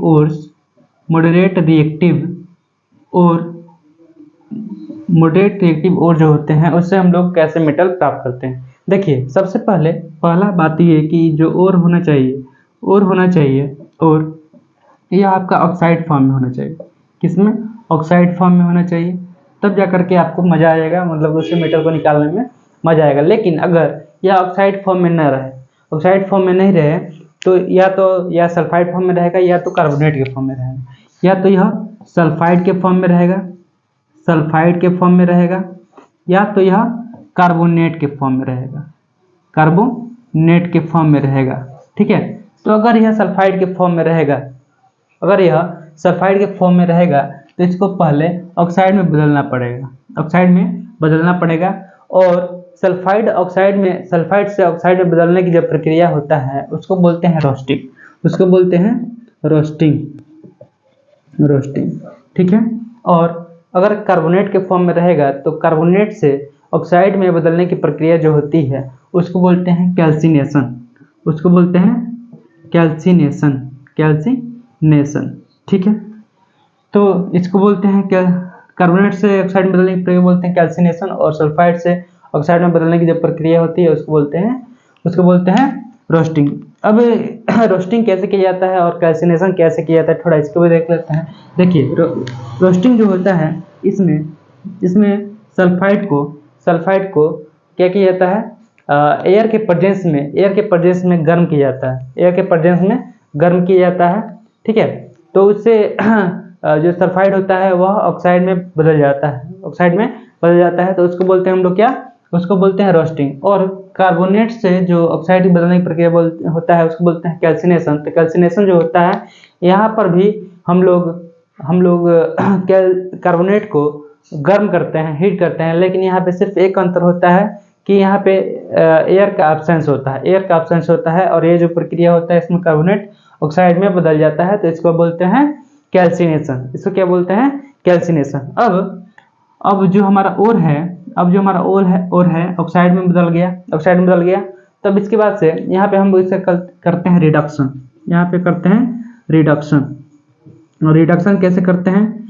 यहाँ पे रिडक्शन में कार्बन का यूज होता है और साथ में उसको हीट करते हैं, मतलब कार्बन को ऐड करते हैं by adding carbon and heat.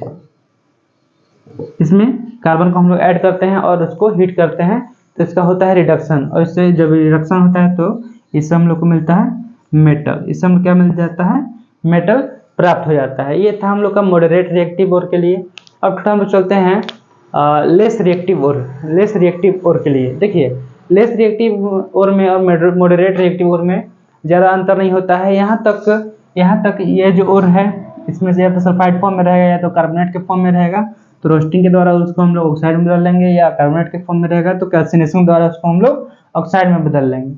लेकिन अंतर होता है सिर्फ यहाँ पे सिर्फ ऑक्साइड में आने के बाद से अगेन उसका रिडक्शन किया जाता है, लेकिन यहाँ पे उसको केवल हीट करते हैं।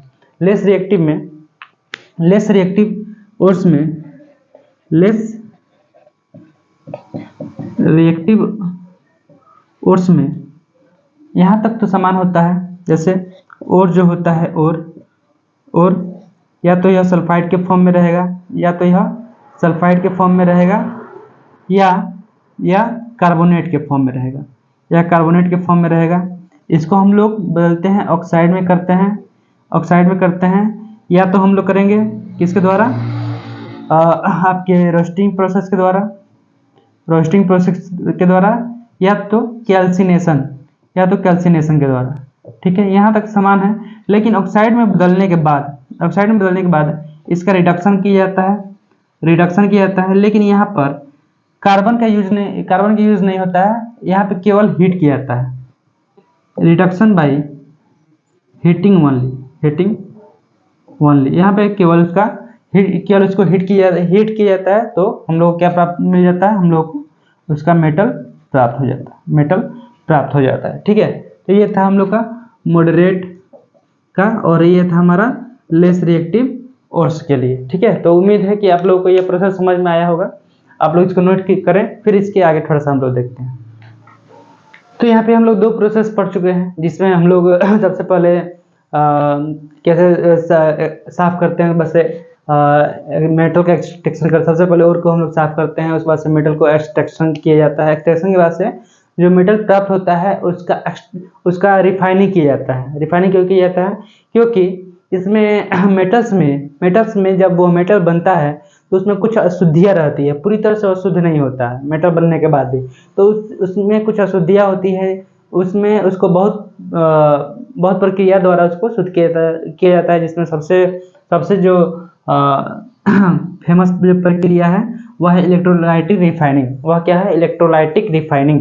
ठीक है, तो इलेक्ट्रोलाइटिक रिफाइनिंग में होता क्या है, जैसे कि सबसे पहले जो एक इस प्रकार का सर्किट ड्रॉ किया जाता है, जिसमें कैथोड जो होता है, कैथोड यहाँ पे प्योर, मान लीजिए कि अगर आप लोग को कॉपर का क्या करना है, रिफाइनिंग करना है, कॉपर का रिफाइनिंग करना है। ठीक है, तो इसमें हम लोग जाएंगे मार्केट, और मार्केट से लेके आएंगे प्योर कॉपर, और प्योर कॉपर जो है यहाँ पे कैथोड पे उसको जोड़ दिया जाएगा, और एनोड पे क्या करेंगे, उसको हम लोग इम्प्योर कॉपर जो है उसको जोड़ देंगे। नोड पे क्या होगा, इम्प्योर कॉपर को हम लोग अटैच कर देंगे। ये है हमारा प्योर कॉपर, और यह है इम्प्योर कॉपर। ठीक है, अब यहाँ पे जो स्विच है, जैसे ही इसको हम लोग ऑन करेंगे, तो इसमें जो भी प्योर कॉपर होगा वह यहाँ से टूटेगा, जैसे CuSO4 जो है, यह इसमें से कॉपर क्या होगा, टूटेगा, और यह कॉपर टूट करके ये जो है कैथोड जो है इस पे जाकर के इकट्ठा होना शुरू हो जाएगा। इस कैथोड पे धीरे धीरे प्योर कॉपर पूरी तरह से इकट्ठा हो जाएगा, और इसके नीचे जैसे जैसे यह टूटेगा तो इसके नीचे कुछ इम्प्योरिटीज जो होंगी यह इसके नीचे इकट्ठा हो जाएंगी, किसके नीचे, एनोड के नीचे इकट्ठा हो जाएंगे। ठीक है, तो इसलिए इसको एनोड मॉड भी कहा जाता है। कुछ इम्प्योरिटीज जो है इसके नीचे इकट्ठा हो जाएंगे, इसलिए इसको एनोड मॉड कहा जाता है, और इसमें से जो प्योर जो कॉपर होगा वह कहाँ चला जाएगा, कैथोड पे चला जाएगा। ठीक है, तो यह जो प्रक्रिया है इसको हम बोलते हैं इलेक्ट्रोलाइटिक रिफाइनिंग। तो ये जो है प्रक्रिया अभी हम लोग पढ़ रहे थे, मेटलर्जी है 3 स्टेप्स, 3 स्टेप्स होते, मेटलर्जी के 3 स्टेप्स होते हैं। मेटलर्जी क्या होता है, और से मेटल्स को निकालना, जो अलग अलग तरीकों से निकाला जाता है उसको हम मेटलर्जी बोलते हैं। तो यहाँ पे ये जो हमारा चैप्टर है लगभग सभी टॉपिक्स कवर हो गए हैं, चूंकि यह 1 शॉट था, तो 1 शॉट में जितना हो सका मैंने आपको बताया। इसके बारे में जो कुछ भी इस चैप्टर कुछ क्वेश्चन है, एनसीईआरटी कुछ क्वेश्चन है, उस क्वेश्चन को लेकर के आएंगे अगले लेक्चर में। तब तक के लिए बहुत बहुत आप लोगों का धन्यवाद देखने के लिए यह 1 शॉट, और आप लोगों के लिए उम्मीद करते हैं कि यह बहुत ही लाभदायक रहेगा, और आप लोग इसका मतलब कि अच्छे से इसको देखे होंगे और इसका पूरा लाभ उठाएंगे। चलिए मिलते हैं अगले लेक्चर में, तब तक के लिए धन्यवाद, आप सभी लोगों का बहुत बहुत धन्यवाद।